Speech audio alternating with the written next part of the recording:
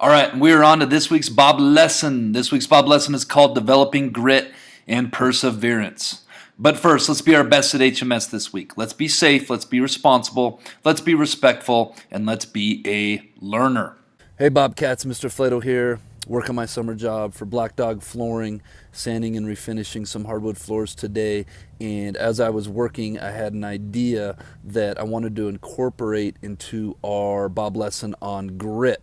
It's currently August, but I never stop thinking about you guys and how I can help you guys out in life. And so today I'm going to talk about grit that we use to sand down hardwood floors and how each different grit has a different purpose. And I just want to show you some of that as I talk about this metaphor real quick. So as you can see here, we have different levels of sandpaper with different levels of grit or tackiness to it. This is a 24 grit. This is the highest level of grit. If you go like this with your fingers, you're going to feel it. It kind of hurts. It's not very smooth. This is for wood that is very unsmooth. The next is 60 grit. This still has a little bit of bite in it, but obviously not as much as the 24.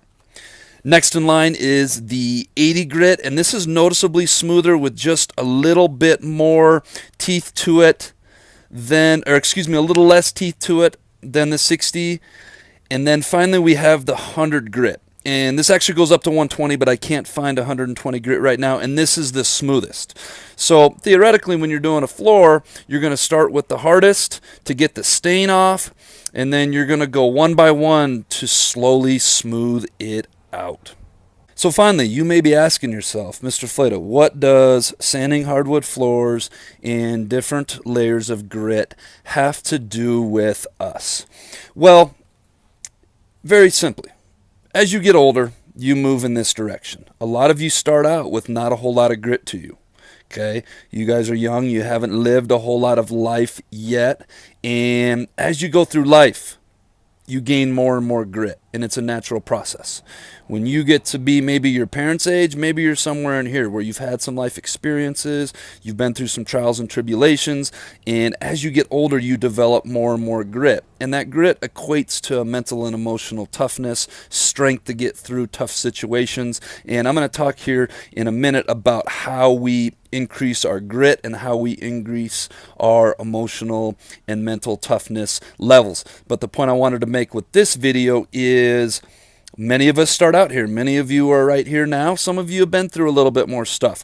You're starting to develop a little bit more grit to you. And as life goes on, you slowly develop more and more grit where you can handle these adverse or tough situations we go through in life. All right, so how do we develop grit through perseverance? I came up with 5 slides that I'd like to share with you at this time. The first is to acknowledge and embrace life's ups and downs. Like the video that I had from the hike in Hawaii. Life is like being on the beach with waves coming in, and those waves keep coming, and they come one after another, and unfortunately we can't avoid this in life. Now, some of these waves are bigger than others. Some are small, some are big, but they are going to happen. In life, there are going to be good days and there are going to be bad days. You have to accept that. In life, you're going to catch some good breaks and you're going to catch some bad breaks. You have to accept that as well.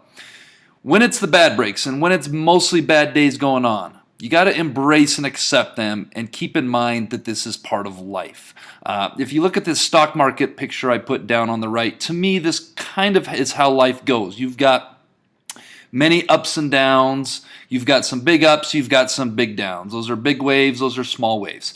But if you look at the beginning of the graph to the end of the graph, hopefully our lives are steady uphill. And that's what we really want, is for life to slowly be getting better and slowly be improving. And we do that through developing grit and persevering through the tough things in life. Slide number 2, understand the purpose for everything you go through in life. Life doesn't happen to us, it happens for us. And that's a really gritty type of thinking that we need to adopt. Find the meaning in everything and the lessons in everything, especially when things go wrong. Instead of having a victim's mentality where poor me, why did this have to happen to me? Have a champion's mentality about it. Instead of wondering why that happened to you, ask yourself, I wonder what I'm supposed to learn from that. I wonder what the universe is trying to teach me right now.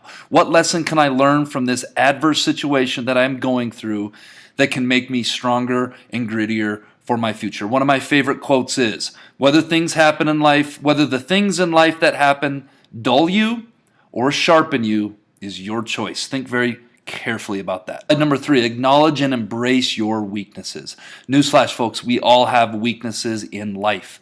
And I think it's human nature to focus on what we're good at while trying to hide our weaknesses and pretend they're not there.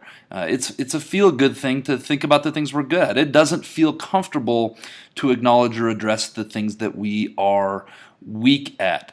Knowing your weaknesses can be a strength, however, if you acknowledge them and you work to improve on them. Many times in life, you're only going to be as good as your weaknesses. And I don't know where we got to this place in our society where it wasn't okay to have weaknesses. That's part of being authentic. That's part of being a human being. And I want to encourage you all to think about your weaknesses, own them, embrace them, and work on getting a little better at them every day. All right, my last slide is stay hopeful.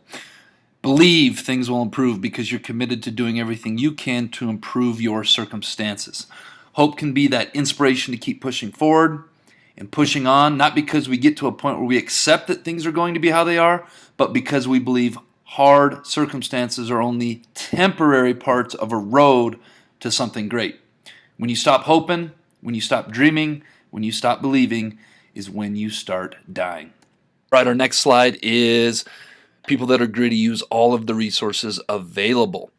If you look around, there are an abundance of resources all around if you look hard enough, especially here at the school.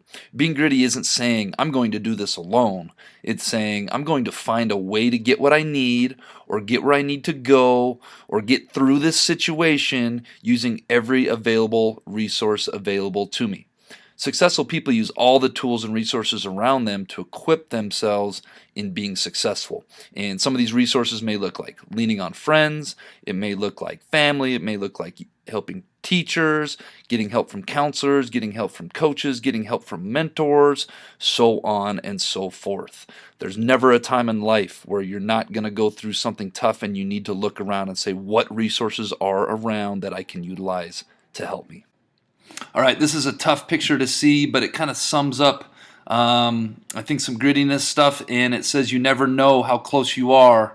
Never give up on your dreams. You never know when that big break is going to happen. You never know when things are going to turn for the best, so keep on rolling. All right, so to tie this all together, from the intro until now, I talked about how as you go through life, you become more of a gritty piece of sandpaper.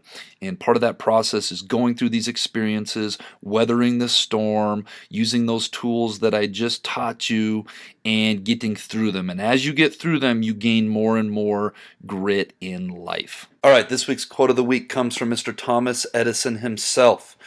And he said, many of life's failures are people who did not realize how close they were to success when they gave up.